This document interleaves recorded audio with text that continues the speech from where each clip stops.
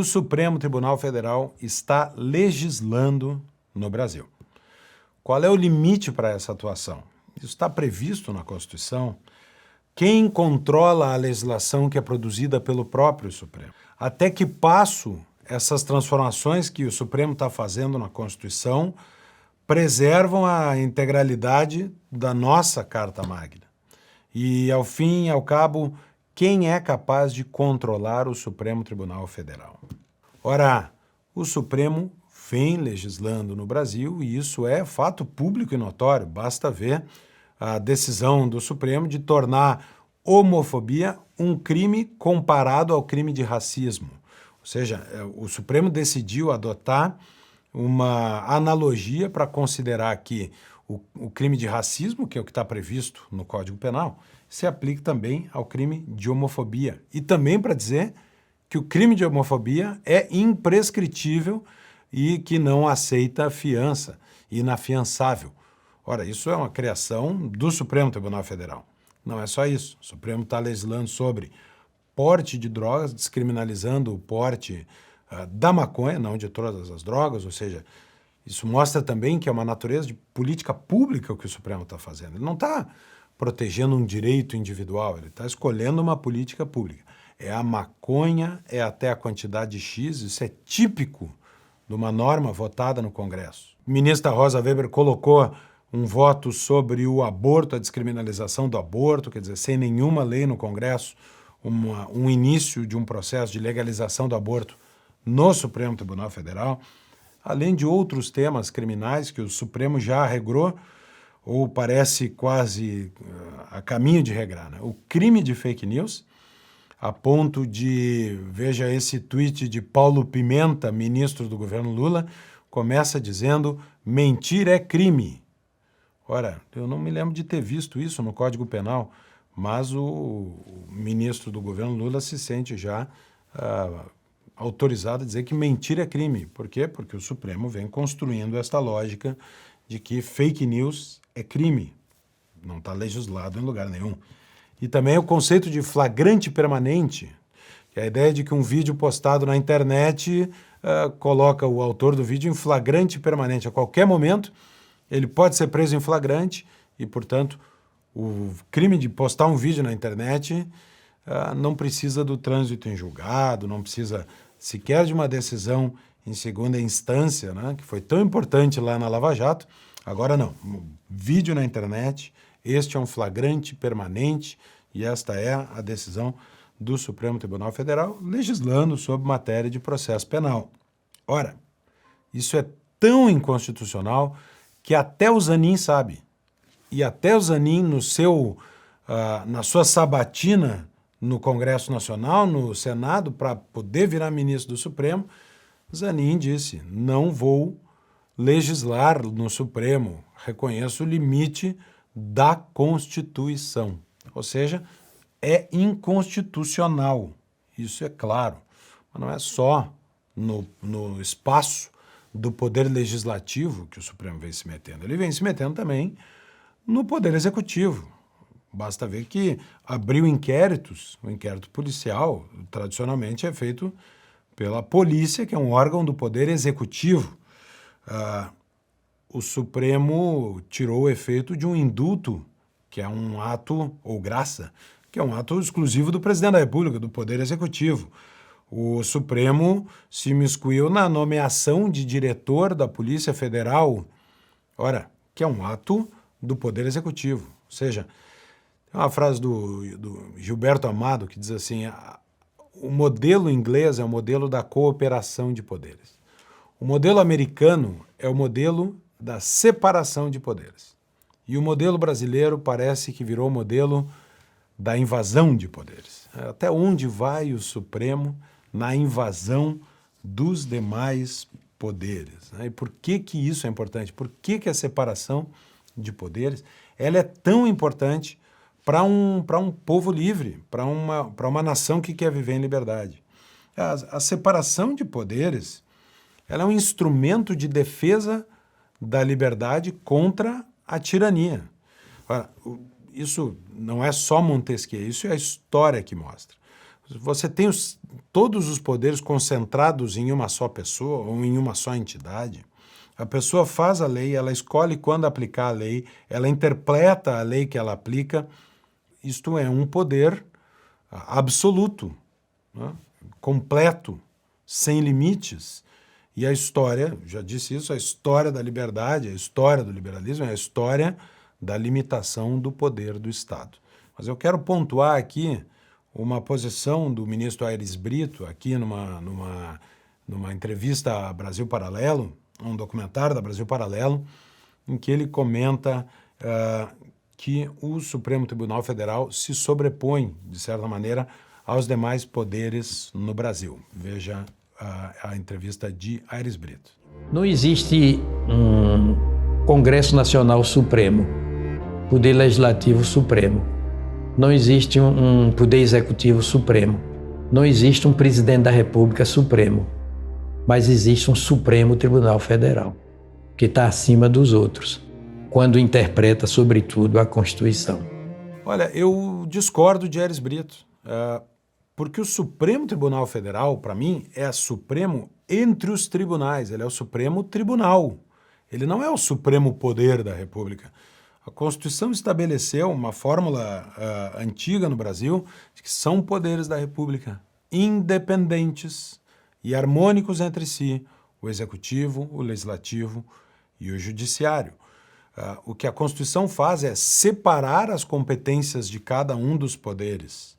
Os poderes, eles não são um maior do que o outro, eles são, cada um deles, um recorte da soberania nas suas funções. Portanto, ele não é supremo em relação ao Executivo e ao Legislativo, ele é supremo em relação aos demais tribunais. E esta confusão parece contaminar de maneira bem severa os demais membros da Corte. Observem esse vídeo de Luiz Fux, né, falando sobre, ao fim e ao cabo, a quem o Supremo se reporta. E como nós não somos eleitos, nós temos talvez um grau de independência maior, porque não devemos satisfação, depois da investidura, a absolutamente mais ninguém. Fux tem meia razão no que está dizendo, meia razão. Primeiro porque, sim, é verdade que os ministros não se submetem a ninguém no sentido de nenhuma pessoa. E até seria bom lembrá-los, em alguns casos, que o presidente que os nomeou para a corte não é o seu chefe. Isso é sempre bom ter em mente. E nesse sentido, o Fux parece ter razão. Mas há um outro sentido, e talvez esta declaração seja incompleta, o outro sentido é que os ministros não se submeterem a ninguém é uma coisa, não se submeterem a nada nem ninguém é outra coisa, porque o Supremo se submete à lei maior, à Constituição da República. O Supremo Tribunal Federal é um poder constituído, ele foi criado pela Assembleia Nacional Constituinte, ele foi criado pela Constituição e ele não manda na Constituição, ele obedece à Constituição. O Supremo deve se submeter à Constituição e, aliás, deve ser o guardião da Constituição. Ou seja, é verdade que o ministro não deve nada a ninguém, mas ele deve obediência à norma constitucional. Quando o Supremo se coloca acima da Constituição, é como o servo que se coloca acima do seu senhor. Quem faz a Constituição é o povo. E o Supremo se coloca acima do povo, se coloca acima da Constituição, como também os outros poderes. Devem cumprir o limite que a Constituição lhes deu, porque o limite do poder é a garantia da nossa liberdade. Isso não é pouco importante. Isso não é algo novo. Muitos de nós olhamos para Montesquieu para ver a tese da separação dos poderes, a teoria da separação dos poderes. Mas mesmo a separação dos poderes é anterior à obra do próprio Montesquieu. Isso é uma construção histórica, né? E na Inglaterra, o modelo, por exemplo, do parlamento britânico é de 1295, chamado Model Parliament, o parlamento modelo. Tem uma inovação nessa convocação do parlamento. A Inglaterra já vinha convocando parlamentos desde um passado, mas esse é um momento extraordinário, né? Tem uma frase do rei que o convoca, que é Eduardo I, eu já vou falar nele, que diz assim: "What touches all should be approved by all." O que afeta a todos, o que toca a todos, deve ser aprovado por todos. E essa é a razão pela qual o Supremo não pode legislar. Ele não representa a totalidade da população. O Supremo não é eleito, ele não tem um mandato democrático. Em 1295, Eduardo I, esse sujeito que vocês veem na tela, num desenho medieval, mas mais conhecido por muitos de nós por esta figura, por estas imagens do filme Coração Valente. Eduardo I era o rei do Coração Valente, o filme que, aliás, eu recomendo a todos. Eduardo I tinha 2 apelidos. O primeiro era Longshanks, que é por causa dos cachos longos no cabelo, e o segundo era The Hammer of the Scots, o martelo dos escoceses, né? Então, Coração Valente, aí vale a pena assistir, é uma história verídica, obviamente que é romanceada, mas que vale a pena. Eduardo I foi quem criou o parlamento modelo. Qual foi a inovação? Além de convocar o que hoje nós chamamos todos, né, e ele mesmo chamou da Câmara dos Lordes, ele convocou os comuns. Então, cada condado mandava 2 representantes, cada cidade mandava 2 representantes, e as leis na Inglaterra deixaram de ser feitas só pelos lordes, os amigos do rei, para ser feita pelos comuns. O povo precisa aprovar uma lei.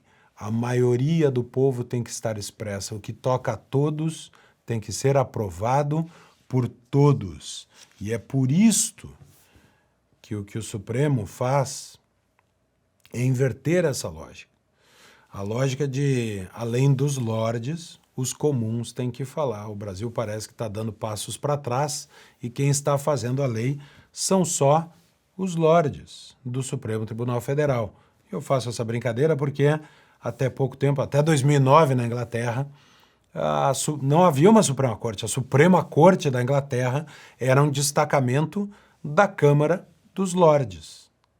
Então, a Suprema Corte são os lordes, lá na Inglaterra, né? Até pouco tempo atrás. E reparem que lá na Inglaterra, mesmo a nova Corte Constitucional, a Suprema Corte Inglesa, que foi criada em 2009, ela não tem o poder de declarar uma lei do parlamento inconstitucional, porque a soberania do povo se expressa no parlamento. Esse é o modelo inglês. Então, o que o Supremo faz aqui é, bom, os lordes estão calando os comuns em matérias, e isso é o mais grave, matérias que o Supremo sabe e expressa isso, que não haveria maioria no Congresso para aprovar. Nós estamos falando aqui do crime de homofobia, do aborto, do porte de drogas, temas que têm que ser profundamente discutidos no parlamento, no Congresso, com a maioria da população expressando a sua opinião. E o que nós estamos vendo no Brasil é isso ser trazido para dentro de uma Câmara fechada, em que o Supremo decide estas matérias à revelia da opinião da maioria. Isso é profundamente antidemocrático. Por quê? E, diria eu, inconstitucional. Por quê? Porque o modelo brasileiro é esse, o da separação de poderes. Executivo, legislativo e judiciário, independentes e harmônicos entre si, é o que diz a Constituição. É o que disseram todas as constituições republicanas do Brasil. Executivo, legislativo e judiciário, independentes e harmônicos entre si. Não há um poder moderador. O modelo brasileiro não há um poder moderador desde o fim do Império, em que o imperador era o poder moderador. O modelo republicano brasileiro não tem poder moderador. Sempre que os poderes, os 3, entraram em conflito, na história brasileira, as Forças Armadas romperam a ordem constitucional e reestabeleceram um novo processo constitucional e, de novo, se escrevia. São poderes da República, independentes e harmônicos entre si, o Executivo, o Legislativo e o Judiciário. Eles entravam em conflito, as Forças Armadas rompiam a ordem constitucional e escreviam uma nova Constituição. E esse ciclo se repetiu tantas vezes que em 1964 as Forças Armadas romperam a ordem constitucional e não a reestabeleceram. Ficaram por 20 anos no poder. Quando em 88 nós construímos uma nova Constituição com um pacto democrático no país, nós dissemos, são poderes da República, independentes e harmônicos entre si, o Executivo, o Legislativo e o Judiciário, e não há poder moderador. Isso é o que está na Constituição brasileira, mas parece não ser o que está na cabeça do Supremo Tribunal Federal. Veja esta declaração de um dos nossos ministros sobre o papel moderador que o Supremo vem exercendo no Brasil.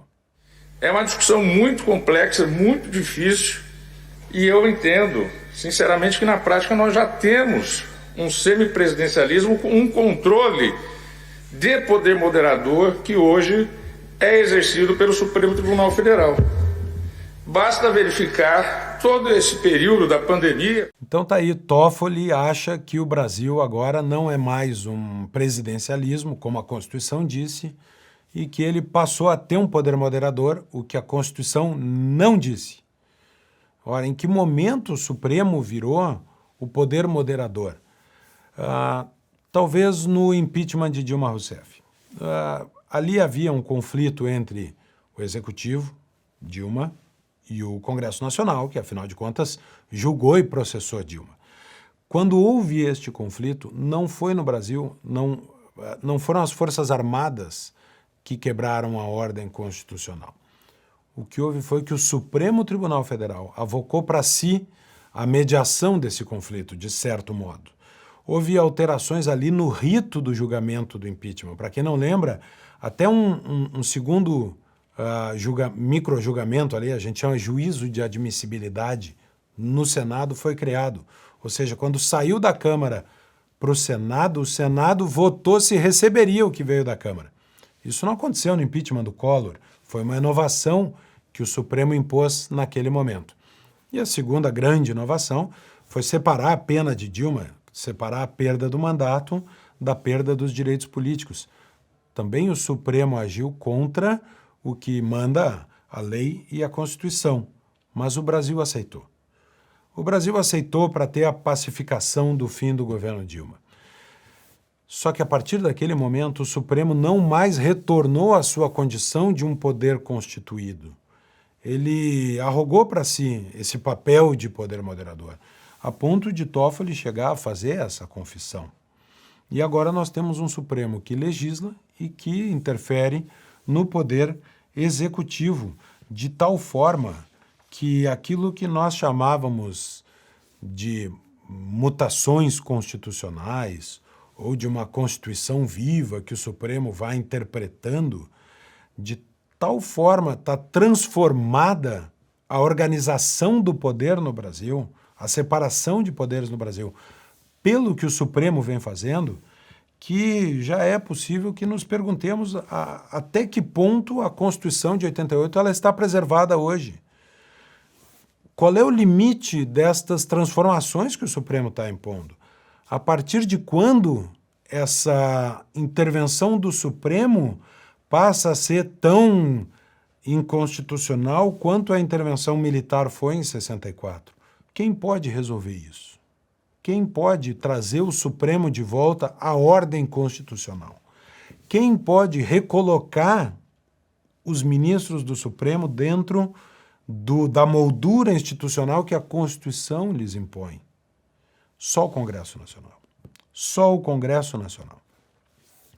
É só o poder mais representativo da República, aquele que tem a maior legitimidade democrática, porque todas as opiniões que foram às urnas estão expressas no Congresso. Só o Congresso pode restaurar a constitucionalidade no Brasil.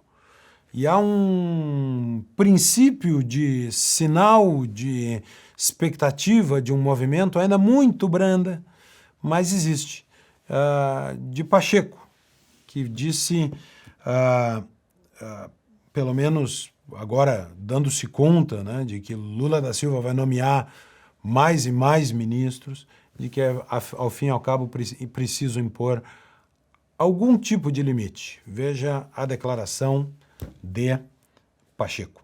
Bom, essa é uma tese que eu já defendi publicamente, continuo a defender, acho que seria bom para o Poder Judiciário, para a Suprema Corte do nosso país, seria bom para a sociedade brasileira termos uma limitação do mandato de ministros do Supremo. Agora que já resolverá a segunda vaga de responsabilidade do presidente Lula, eu acho que preenchida essa vaga é o momento de nós iniciarmos essa discussão no Senado Federal e buscarmos a elevação da idade mínima para ingresso no Supremo Tribunal Federal, a fixação de mandatos na Suprema Corte, num tempo também que dê estabilidade jurídica até para a formação da jurisprudência do país. Essa é uma tese aplicada em outros países do mundo, é uma tese defendida por diversos segmentos, inclusive por ministros e ex-ministros do Supremo Tribunal Federal, e eu acho que é uma tese possível de ser debatida e discutida no Senado Federal.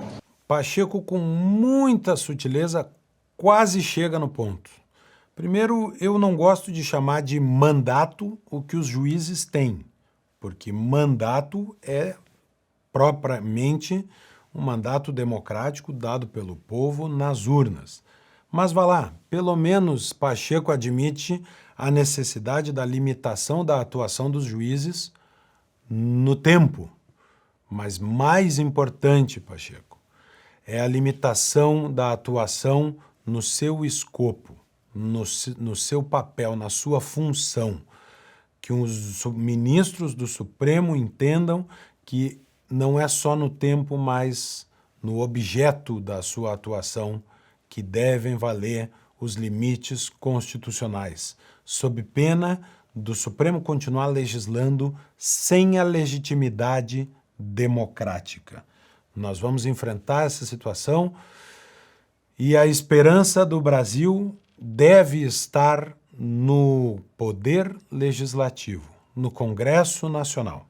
E a forma de fazer o Congresso Nacional funcionar é pela pressão da opinião pública, é pelo exercício do civismo, é pela manifestação cívica e, portanto, para trazer de volta o Supremo para o seu limite, para que nós tenhamos uma Constituição vigente e para que não tenhamos legislação feita de forma antidemocrática, sem a aprovação da maioria no Congresso, a nossa expectativa não dorme na frente do quartel.